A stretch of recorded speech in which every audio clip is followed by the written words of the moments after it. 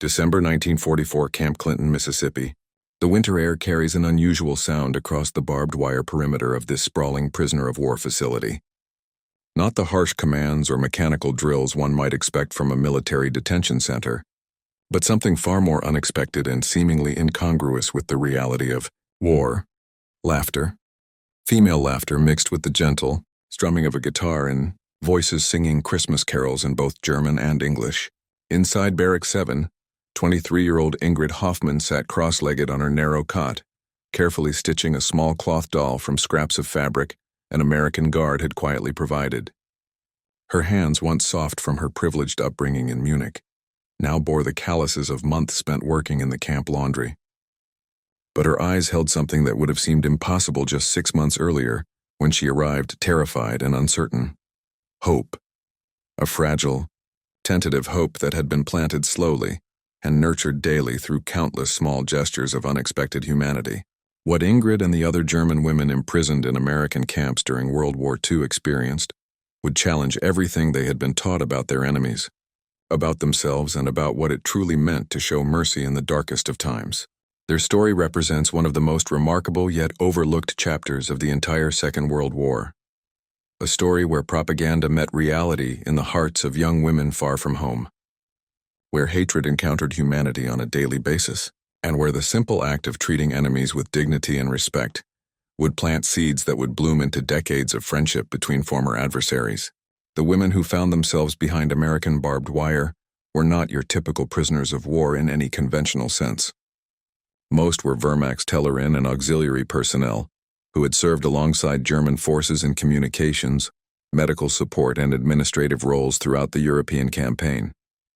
By 1945, over 500,000 German women were serving in these capacities across the Reich's military infrastructure. Approximately half were volunteers who had enthusiastically embraced their roles as part of the war effort. Half were conscripted through mandatory war service policies that gave women little choice in the matter. Unlike their male counterparts who were captured in massive numbers during major military campaigns and strategic engagements, these women arrived in American custody through a complex patchwork of circumstances that varied widely. Some were taken when field hospitals were suddenly overrun by advancing Allied forces. Others were captured alongside retreating German units during the chaotic final months of the European campaign. A few were arrested as suspected intelligence operatives or because of their roles in communications networks. The journey to American soil began in the chaos and confusion of Europe's final war months. As Allied forces pushed deeper into German territory with accelerating speed, the careful distinctions between combatant and non-combatant blurred and became increasingly meaningless. Elizabeth Weber, a 20-year-old radio operator from Hamburg, found herself in American custody after her communications unit was surrounded near the Rhine in March 1945. Years later, she would recall with vivid precision the terror of those first moments of capture. They lined us up against a farmhouse wall, she remembered in an interview, given decades after the war. We had heard the stories.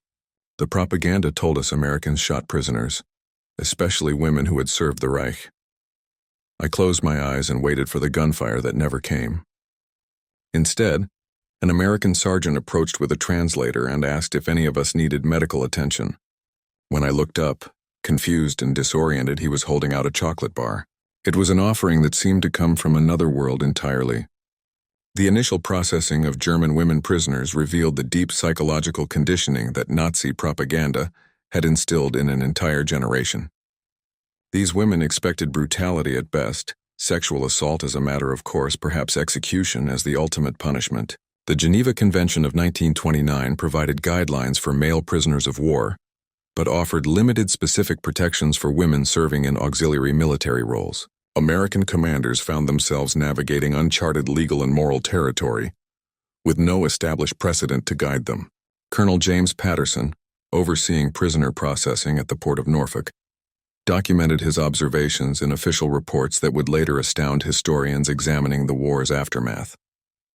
The German women arrive in a state of absolute terror, he wrote in February 1945, capturing the psychological state with clinical precision. They have been conditioned through years of intensive propaganda to expect the worst possible treatment from American forces. Many refuse food initially, believing it to be poisoned or contaminated.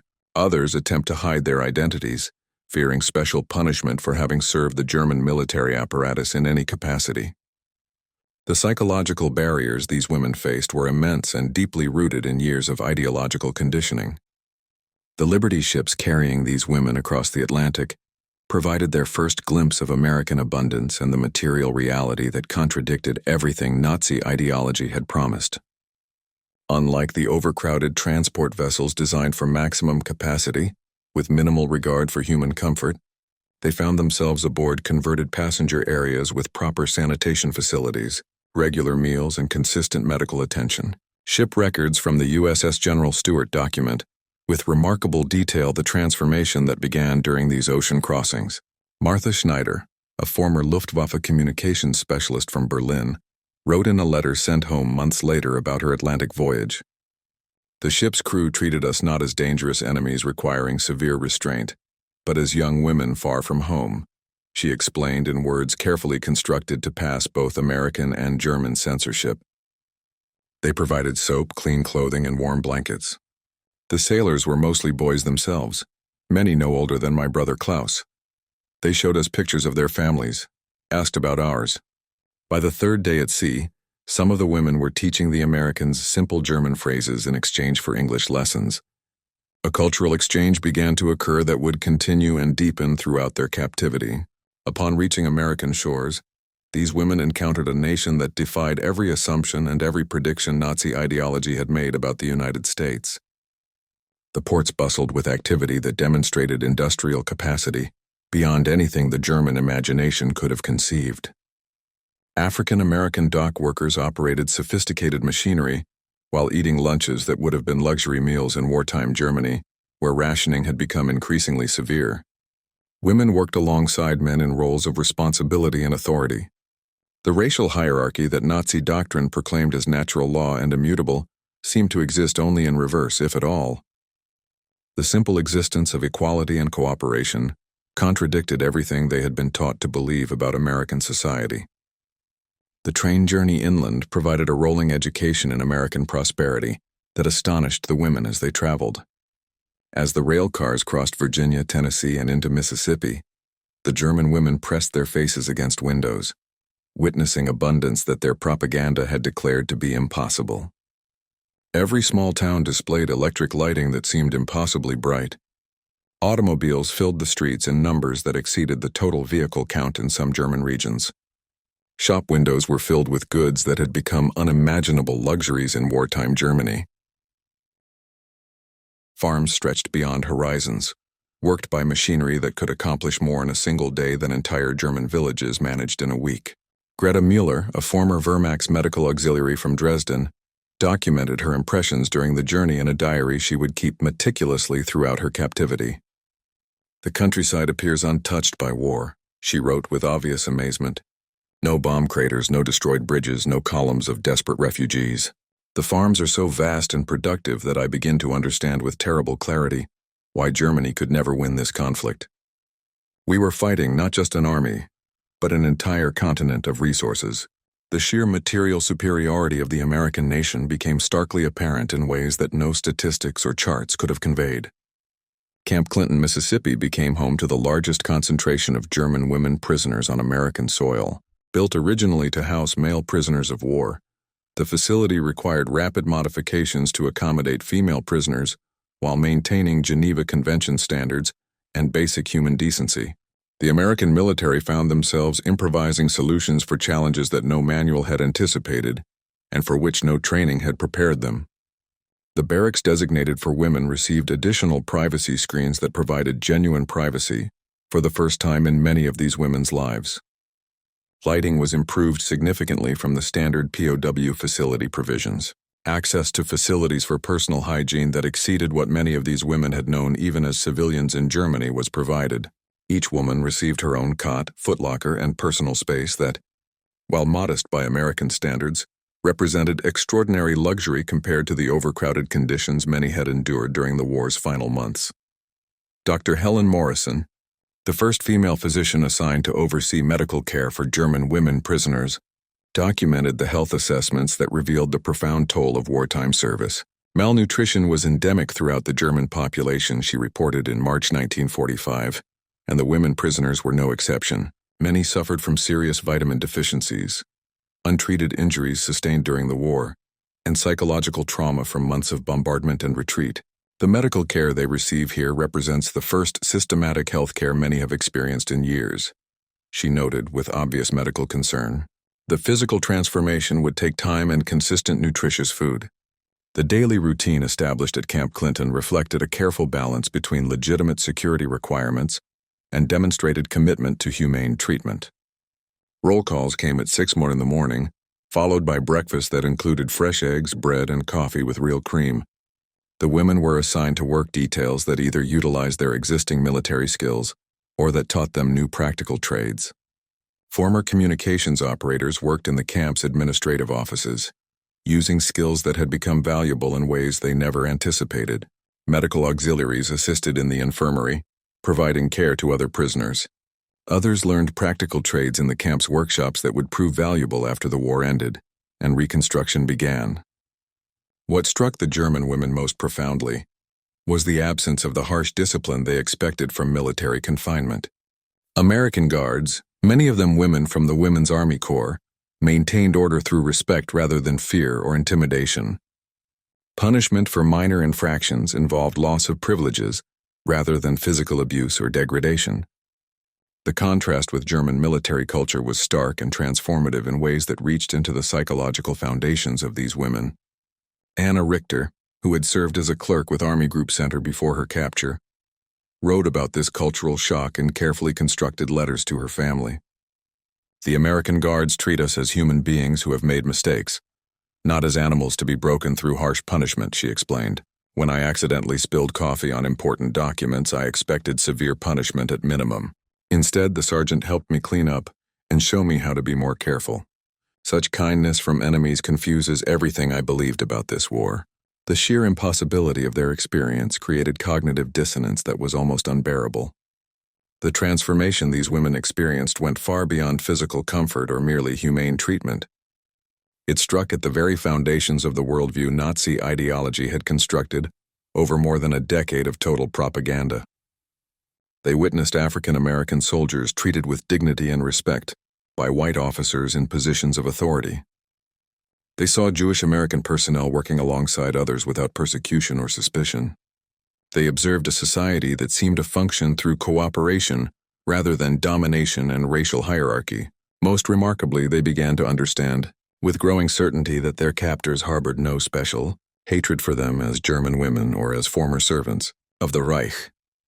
The Americans seemed genuinely puzzled by the terror these women initially displayed, treating their fears not as enemy propaganda to be dismissed or mocked, but as human suffering to be alleviated and addressed. As winter gave way to spring in 1945, the German women at Camp Clinton found themselves facing an unexpected challenge beyond the physical demands of captivity.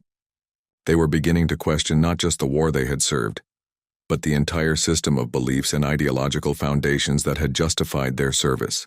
The letters these women wrote home during this period, carefully censored by both American and German authorities, reveal the depth of their psychological transformation with remarkable clarity.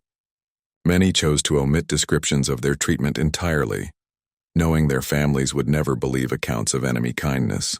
Others crafted careful euphemisms and coded language that might pass inspection, while conveying their bewilderment beneath official words. Liesl Bauer, a former Luftwaffe radar operator from Cologne, struggled mightily to explain her experience to her mother in a letter dated April 1945. "The conditions here are adequate," she wrote, using language that revealed nothing while meaning everything to her mother, who could read between the lines. "The American personnel maintain professional standards. I am learning useful skills that may help after the war." Between these careful phrases lay an entire universe of unspoken revelation about enemies who had become something approaching friends. The work assignments at Camp Clinton provided daily opportunities for interaction that further eroded preconceived notions and propaganda-induced fears. German women found themselves working alongside American civilians employed at the facility, sharing tasks that required genuine cooperation and meaningful communication. Language barriers dissolved through gesture, through shared laughter and through the universal human need to connect across divisions of nationality and ideology. Margaret Sullivan, an Irish-American secretary from Boston who worked in the camp's administrative offices, later recalled her interactions with the German prisoners with warmth and obvious fondness. They arrived expecting to be treated like animals, she remembered in a 1978 interview conducted decades after the war. Instead, we worked together on typing, filing, and record-keeping. I taught them English phrases. They taught me German curse words, though they made me promise never to repeat them in front of the guards. Small acts of mutual teaching and shared experience broke down barriers more effectively than any official program could have. The gradual breakdown of barriers accelerated dramatically during shared experiences that highlighted common humanity over national identity and wartime allegiances. When news arrived that Berlin had fallen in May 1945, the German women faced the collapse of everything they had known and everything they had been taught to value. Some wept openly, not from sorrow for the regime's defeat and destruction, but from intense uncertainty about families trapped in a conquered homeland. American personnel at the camp responded to this crisis with unexpected compassion and genuine caring. Rather than celebrating victory over defeated enemies, they provided comfort to women whose world had shattered completely. Chaplains offered counseling regardless of religious differences or faith traditions. Medical staff treated depression and anxiety as legitimate ailments requiring professional care rather than character defects. Kitchen workers prepared special meals to lift spirits during the darkest days of despair. Sister Mary Catherine, a Catholic nun who volunteered at the camp to provide spiritual support, witnessed transformations that challenged her own most fundamental assumptions about redemption and forgiveness. These women had served a cause we rightly opposed, she wrote in correspondence with her convent.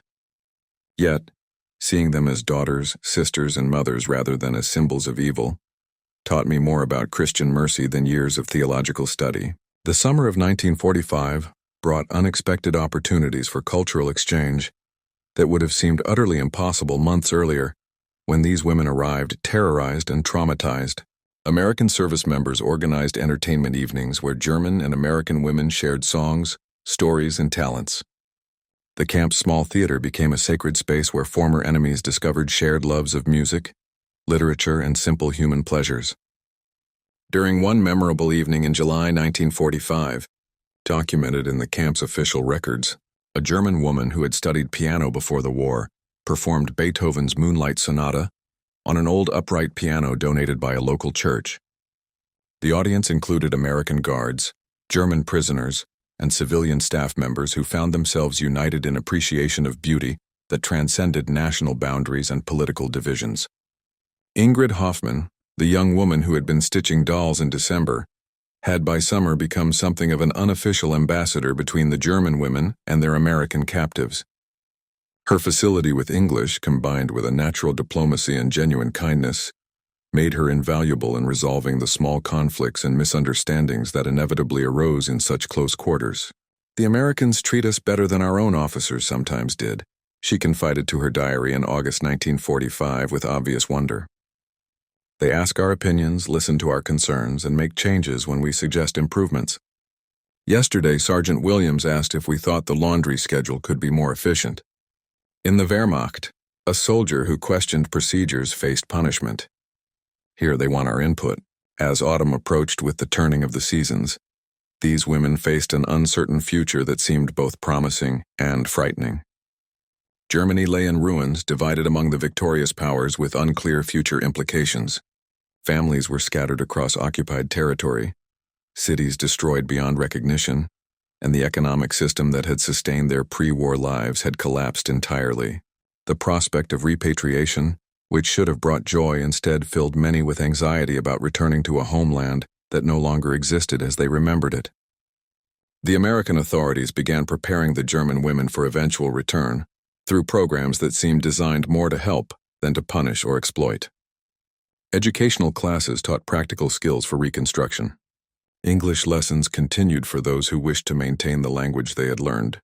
Most importantly, counselors worked to help these women process the psychological transformation they had undergone during captivity.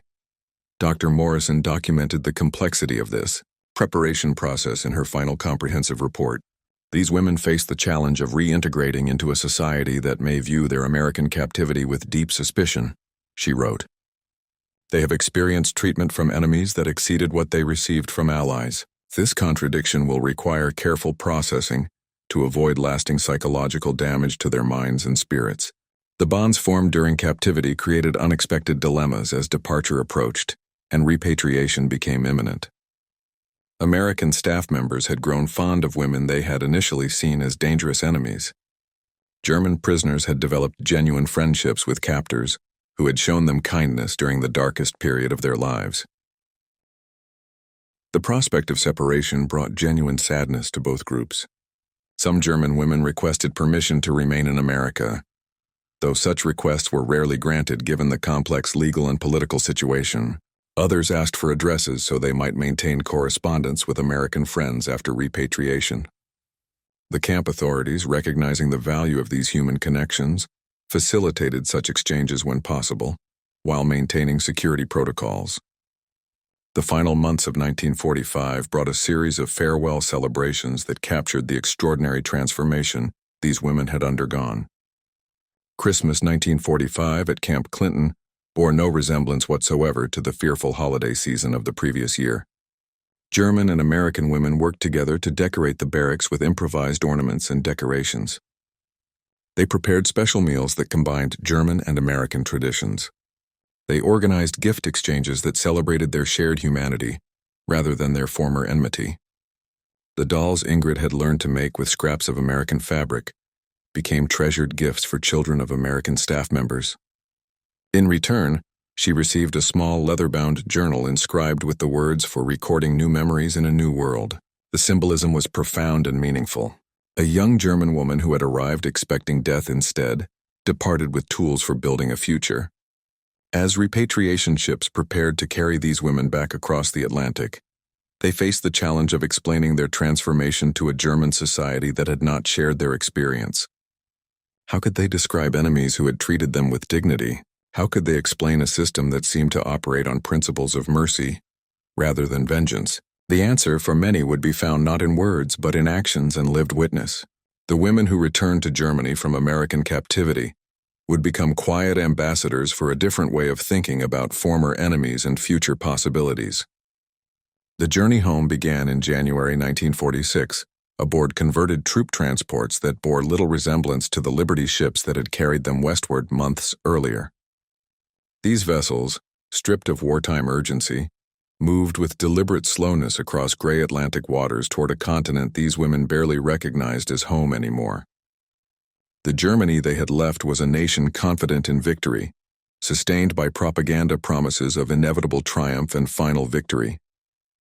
The Germany they approached was a shattered landscape of rubble and defeat, occupied by the very forces that had shown them unexpected mercy.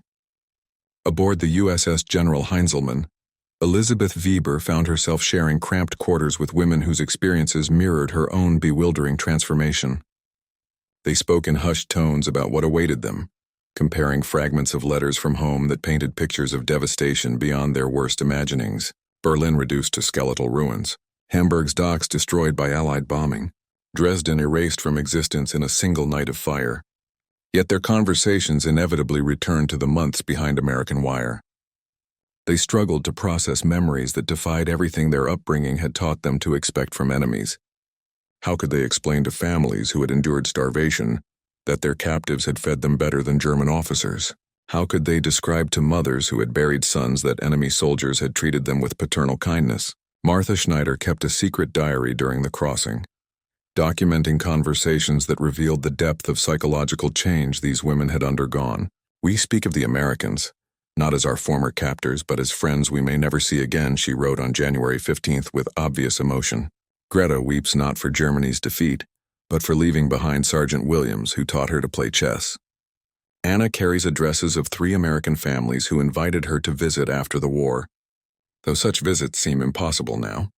The ship's crew, composed largely of American servicemen eager to return home themselves, maintained professional distance from their former enemy passengers.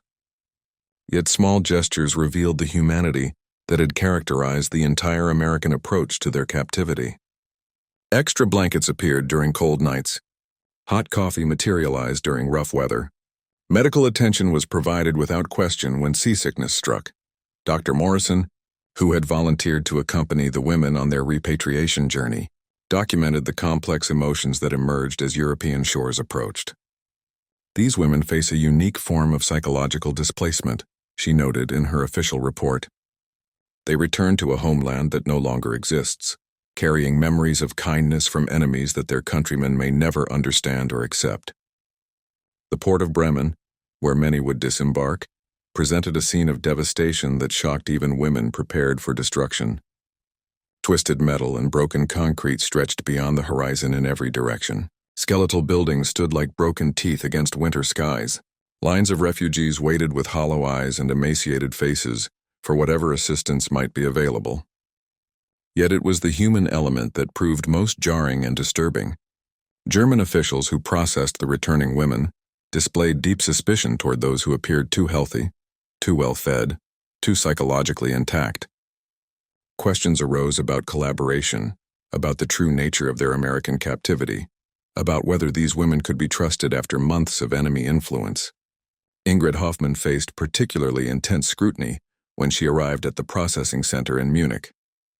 Her fluent English, her confident bearing, and her obvious good health marked her as distinctly different from the typical returning prisoner. A Soviet liaison officer present as part of the four-power occupation agreement questioned her extensively about American intelligence operations. "You seem remarkably comfortable with your captor's language," the officer observed through a translator with obvious suspicion. "Perhaps too comfortable. What information did you provide about German military capabilities? What promises were made in exchange for your cooperation?" The questions revealed the paranoia that gripped a defeated nation, struggling to understand how thoroughly their worldview had collapsed. The concept that enemies might treat prisoners well without expecting collaboration seemed utterly incomprehensible to officials trained in totalitarian thinking. Anna Richter encountered different but equally troubling reactions when she reached her family's bomb-damaged apartment in Hamburg. Her mother, who had survived months of Allied bombing while subsisting on turnip soup and chicory coffee, struggled to comprehend her daughter's accounts of American abundance. "You speak of them as if they were saints," her mother said with barely concealed bitterness. "Yet these same Americans dropped the bombs that killed your father and destroyed our home. How can you show such gratitude to our destroyers?" The gulf between experience and expectation created profound isolation for many returning women. They found themselves caught between two worlds, unable to fully embrace either the hatred their families expected or the gratitude their memories demanded. Some chose silence, burying their American experiences beneath layers of conventional wisdom about enemy cruelty. Others struggled to maintain connections with the Americans who had shown them kindness. Letters crossed the Atlantic sporadically, often arriving months late or not at all. The chaos of post-war communication systems made correspondence difficult and unreliable, while political tensions between former allies complicated even innocent personal relationships. Liesl Bauer managed to maintain contact with Margaret Sullivan, the Irish-American secretary who had worked alongside her at Camp Clinton. Their letters preserved in Sullivan's family archives reveal the ongoing impact of their wartime friendship. "I think of you often," Bauer wrote in broken English in March 1946. "Hamburg is different now, much destroyed, but I remember your kindness when I was afraid. This memory helps me believe in goodness again." The practical skills these women had learned during captivity proved invaluable in the reconstruction efforts. Their English language abilities made them valuable interpreters for occupation forces. Their experience with American administrative methods helped streamline relief operations. Their psychological resilience, strengthened by months of unexpected kindness, enabled them to cope with challenges that overwhelmed others. Yet their most important contribution may have been intangible and impossible to quantify in material terms. In a nation consumed by bitterness and defeat, these women carried seeds of a different understanding about human possibilities. They had witnessed democracy functioning not through propaganda, but through daily example. They had experienced mercy from enemies who could have chosen vengeance. Greta Miller found work with the British occupation authorities in Berlin, where her language skills and cultural bridge-building abilities proved essential. Her supervisor, Major William Thornton, noted in efficiency reports that she displayed unusual empathy for both German civilians and Allied personnel. She seems to understand that former enemies can become future friends, he wrote. This perspective makes her invaluable in our reconstruction efforts. The Christmas season of 1946 brought poignant reminders of the transformation these women had undergone. Churches across occupied Germany held services for both German civilians and Allied personnel, creating spaces where former adversaries could worship together.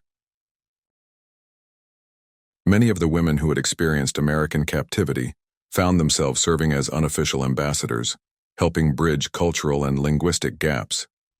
Sister Mary Catherine, who had worked at Camp Clinton, visited Germany as part of a Catholic relief mission in late 1946. She sought out several of the women she had known during their captivity, documenting their adjustment to post-war reality with pastoral care. They face enormous challenges, she reported to her superior. Material deprivation, family losses, social suspicion about their American experiences. Yet they display remarkable resilience and an unexpected capacity for forgiveness. The economic miracle that would transform West Germany in the following decade drew upon talents and perspectives that these women helped nurture and develop. Their experience with American efficiency methods influenced small businesses and administrative practices. Their English language skills facilitated trade relationships that accelerated recovery. Most importantly, their understanding that former enemies could become partners laid groundwork for the Atlantic Alliance that would define the Cold War era. Some managed to return to America through immigration programs established in the 1950s. Others welcomed American visitors who sought them out decades later, creating connections that spanned generations and deepened with time. A few became formal ambassadors of reconciliation, speaking at universities and peace organizations about their unique experience of transformation through unexpected kindness. The children born to these women in the post-war years grew up with stories that challenged conventional narratives about wartime experience. Instead of tales of enemy brutality, they heard accounts of human decency transcending national boundaries. These stories passed down through families contributed to a German generation more open to Atlantic partnership than might otherwise have been possible. Ingrid Hoffman eventually immigrated to America in 1952, sponsored by the church group that had provided entertainment at Camp Clinton. She settled in Mississippi, just 50 miles from her former place of captivity, where she worked as a translator for German businesses establishing American operations. Her children grew up bilingual and bicultural, living embodiment of the reconciliation their mother had experienced. When interviewed by historians in the 1970s, Hoffman reflected on the long-term impact of her captivity experience. "The Americans could have treated us as dangerous enemies deserving harsh punishment," she said with quiet appreciation. Instead, they chose to see us as young women who had made mistakes in difficult circumstances. That choice changed not just our lives, but our understanding of what human beings can be for one another.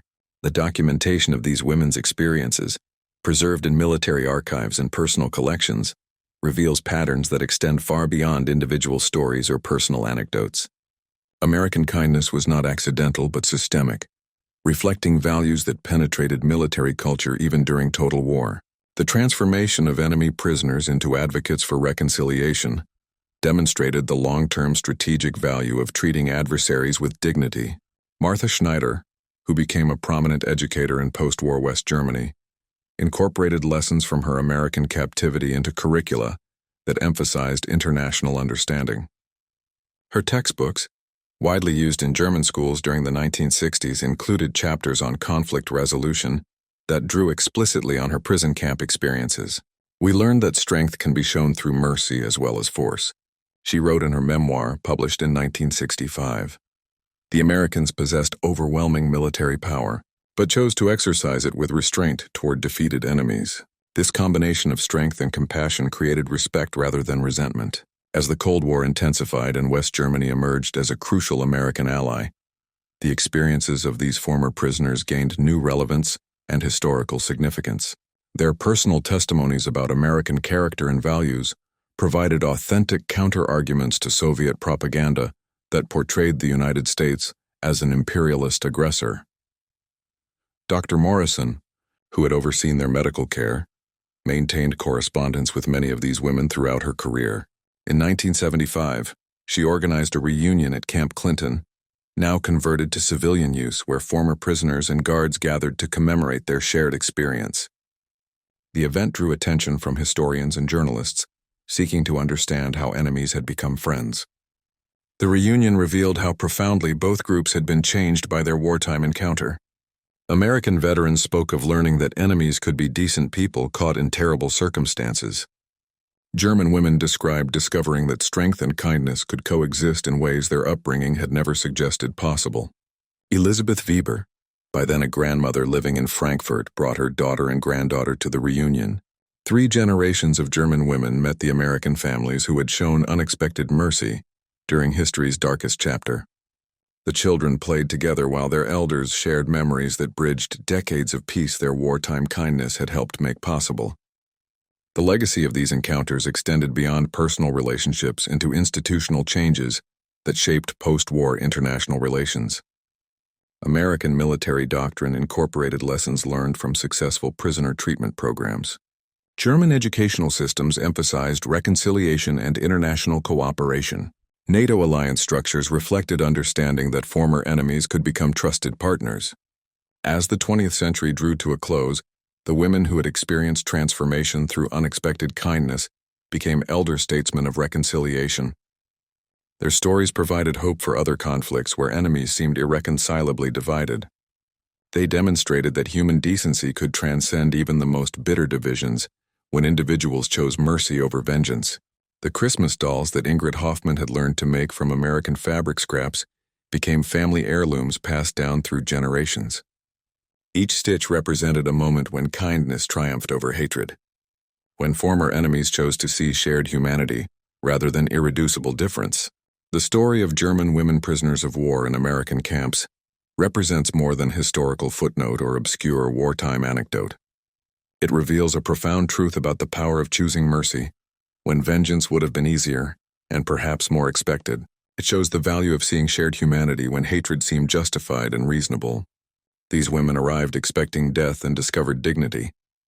They came as enemies and departed as witnesses to what democracy could achieve even in its darkest hour. Their transformation echoes across decades, reminding us that the strongest nations are those confident enough in their values to extend kindness even to those who came as destroyers. The Americans who chose compassion over cruelty planted seeds that would bloom into the Atlantic Alliance, the Marshall Plan, and a friendship between former adversaries that endures today. In a world still torn by conflict and division, their story offers hope. It proves that enemies can become friends, that hatred can yield to understanding, and that sometimes the greatest victories are won not on battlefields, but in the quiet moments when we choose to treat others as we ourselves would wish to be treated. The German women who found unexpected kindness behind American wire became living testimony to democracy's greatest strength, its ability to transform hearts as surely as it can win wars.